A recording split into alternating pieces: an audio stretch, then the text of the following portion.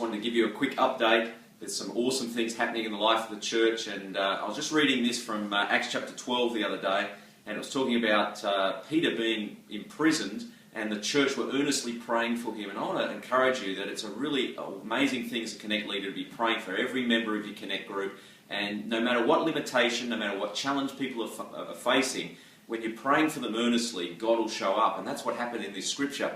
God turned up suddenly and says to Peter, "Quick, get up."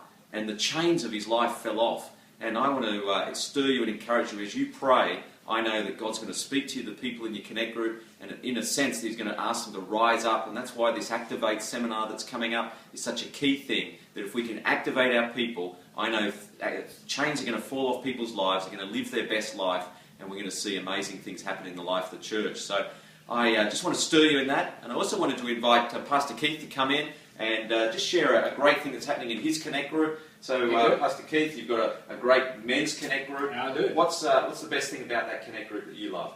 I think the best thing about that Connect group is men meeting with men, and they form a relationship that you just can't get by coming to church.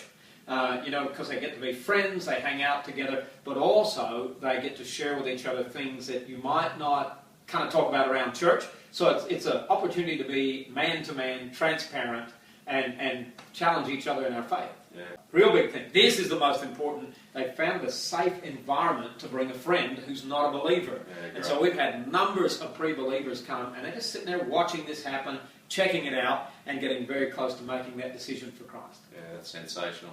So I just encourage you this week, church. You're doing an awesome job. Right. Keep leading your people and praying for them, seeing what God can do through them. And you're going to have an awesome week. We'll see you next week. Great.